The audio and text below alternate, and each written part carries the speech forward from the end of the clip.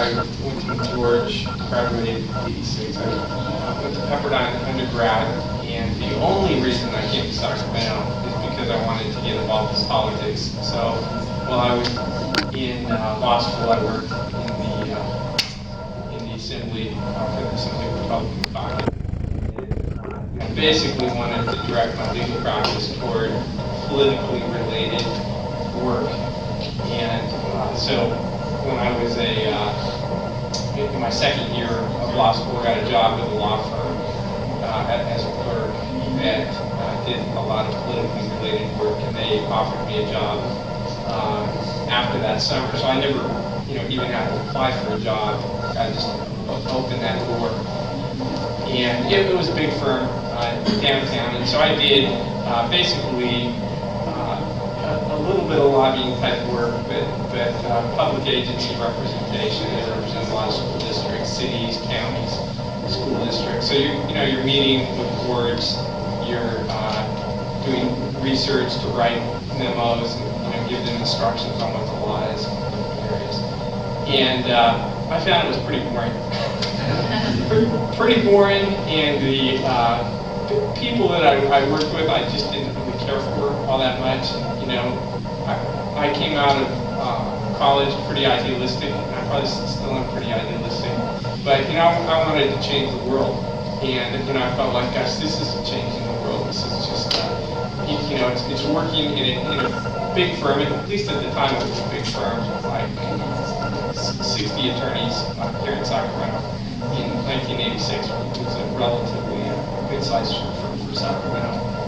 That was before all the firms consolidated and through everything they went through. So I was there for 3 years and was involved in the Christian Legal Society. I was involved in the Christian Legal Society during law school very actively as well. I just felt like everything that we do is ministry, whether it's law school, whether it's working in a firm, or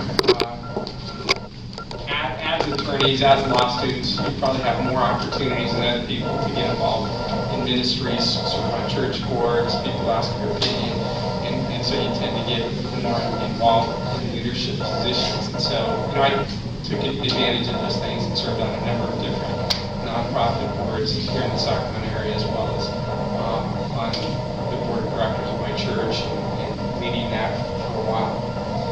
The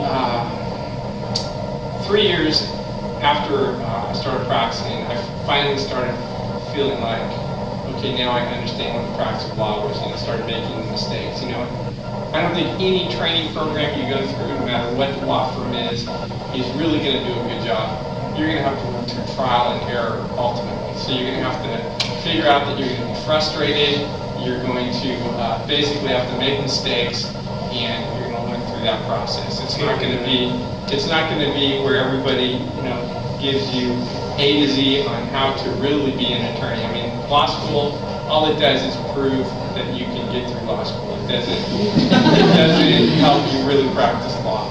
And so, my clerk experience during law school was the most valuable thing I had in terms of actually exposing me to the practice of law. So I was involved in CLS as an attorney at that first firm. Met an attorney who'd been practicing probably for 25 years or so at that time. He'd recently become a Christian at age 54 and decided he wanted to bring other Christian attorneys into his firm. So he had a firm of 25 attorneys, and so I ended up going over to him. It was a completely litigation practice, primarily an insurance defense practice. So, I always felt like I wanted to learn litigation. I like the thought of being an advocate. So he was very, very good as a mentor. I mean, he probably was one of the leading litigators, if not the leading defense attorney, while he was actively practicing here in Sacramento. And very tough, hard-nosed, obnoxious in a lot of ways. And he'd just become a Christian, so he took a long time. And I would say, Cheryl worked with them, Crystal worked with them, so I think they understand what I'm talking about. But it took a while for Phil McKinley, as he started learning what it meant to actually live out the Christian faith. Where he didn't threaten to punch people anymore. you know, just a little less hard-nosed. But he was great as a mentor. And so I went through my first 6 trials with Bill McKinley, jury trials. And, you know, it was great to have a mentor like that, to start to feel comfortable with the process. And also to, you know, live out our faith together in that process. We're able to train through these experiences, we're seeing God work in different ways. And you know, because Bill came to Christ later, you know, he very much had an evangelistic heart. So, you know, anytime we had a client or somebody come in, he was looking for opportunities to share his faith. And, you know, I saw a number of people come to Christ in our law office. But we were with that firm for, at least I was there for 5 years. Bill had been there for 30 years, and, you know, Bill was one of just several partners.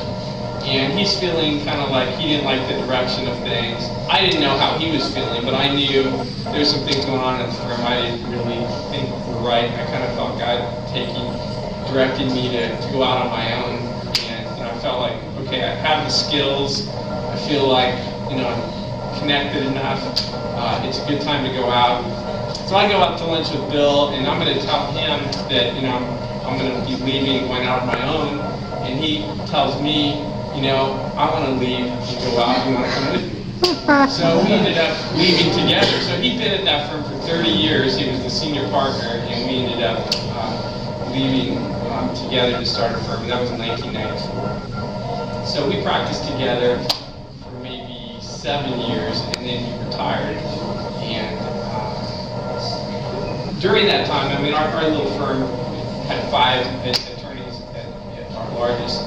And then over time, basically, I've decided I like being a sole practitioner. So there was a point in time where I felt like I'm just bringing in business to pay everybody's salary. And, you know, I'm taking stuff I don't necessarily like. Practice of law isn't as fun. And, you know, I want to do stuff that I want to do and not have to worry about all of the overhead that goes with the law firm.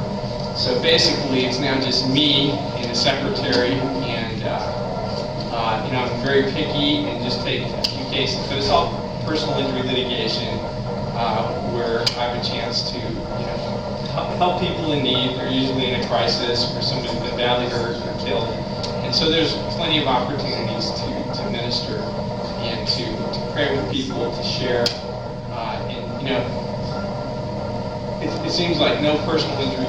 2 personal injury cases are the same, at least in my office. I mean, they're a whole gamut of strange events that result in, you know, bad circumstances for people. And, you know, I'm representing a Palestinian man who was beat up at a strip club because of his ethnicity, and he was badly beaten by the bouncers in the strip club. So, you know, other cases involving